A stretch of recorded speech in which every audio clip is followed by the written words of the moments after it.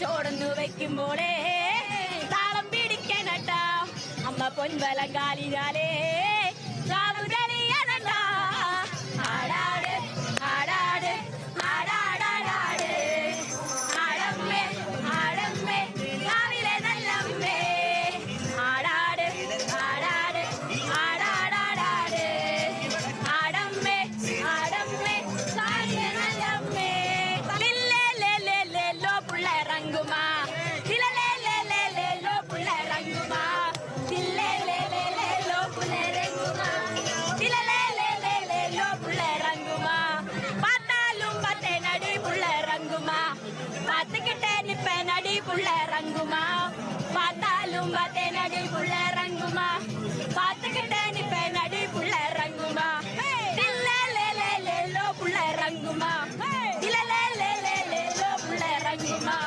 ലില്ലേലേലേലേലോ പുള്ളേറങ്ങുമാ ലില്ലേലേലേലേലോ പുള്ളേറങ്ങുമാ.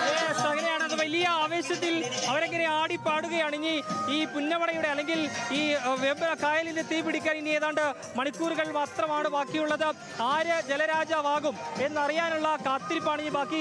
ഈ പവലിയിലൊക്കെ അതായത് ഈ സീറ്റിംഗ് ഒക്കെ ഏതാണ്ട് ഫില്ലായി കഴിഞ്ഞ് 2 മണിയോടുകൂടിയാണ് മത്സരങ്ങളൊക്കെ നടക്കുന്നത് എങ്കിൽ പോലും ഇപ്പോൾ തന്നെ ഏറെക്കുറെ എല്ലാ സ്ഥലങ്ങളിലും ഫില്ലായി കഴിഞ്ഞു. ഇനി ആവേശം എങ്ങും നമുക്ക് കൊടുമുടിയാണ്. കാരണം ഈ നെഹ്റു ട്രോഫി വള്ളംകളി എന്ന് പറഞ്ഞാൽ തന്നെ നമുക്കറിയാം മലയാളികളെ സംബന്ധിച്ച് അതൊരു സ്വകാര്യ അഹങ്കാരം കൂടിയാണ്. അപ്പോൾ അതിൻ്റെ ആ ഒരു ആവേശവും അതിൻ്റെ ആ ഒരു ഓളവും ഒക്കെയും നമുക്ക് എല്ലായിടങ്ങളിലും കാണാൻ കഴിയും. രാവിലെ മുതൽ തന്നെ സ്ത്രീകളും കുട്ടികളും ഒക്കെ അടക്കമുള്ള ആളുകൾ ഇവിടെ ഈ ഒരു ജലോത്സവം കാണാനായി എത്തിയിരിക്കുകയാണ്.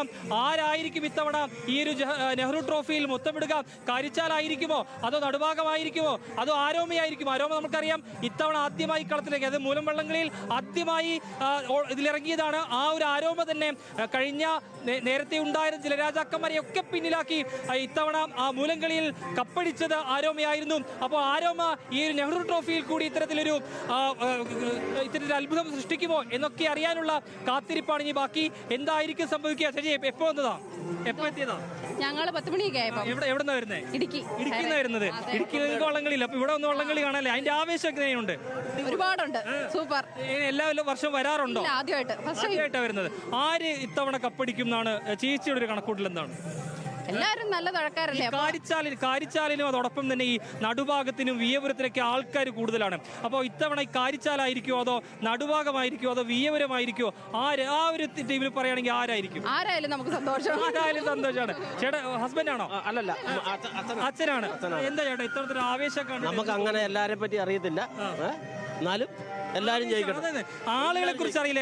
അത് നമുക്ക് ഈ തുഴ എറിയുന്നതിന്റെ ആ ഒരു ആവേശവും ആർപ്പുവിളികളും അതാണ് ആദ്യമായിട്ടാണ് കാണുന്നതും ആദ്യമായിട്ടാണ്. അതിന്റെ ഒരു ആവേശം ഉണ്ട്, അടിപൊളിയായിട്ടുണ്ട് അല്ലേ ചേട്ടാ? എത്തവണത്തെ ഈ നെഹ്റു ട്രോഫിയിൽ ആര് മുത്തമിടും? എല്ലാവരും നല്ല തുഴക്കാരായതുകൊണ്ട് ഒന്നും പറയാൻ പറ്റില്ല. അവസാന നിമിഷമല്ലേ നമുക്ക് പറയാൻ പറ്റും. നമ്മൾ ഈ കുറെ വർഷങ്ങൾക്ക് മുമ്പൊക്കെ ആണെങ്കിൽ ഈ വള്ളപ്പാടുകൾക്ക് പുറകില്ല. പക്ഷെ ഇപ്പോൾ വള്ളപ്പാടൊന്നുമില്ല. ഇപ്പം സെക്കൻഡുകൾ അല്ലെങ്കിൽ മില്ലിമീറ്ററുകളുടെ വ്യത്യാസമൊക്കെ ഉള്ളൂ. അപ്പം അത്രമാത്രം ആ ഒരു ആവേശം ഉണ്ട് അല്ലേ?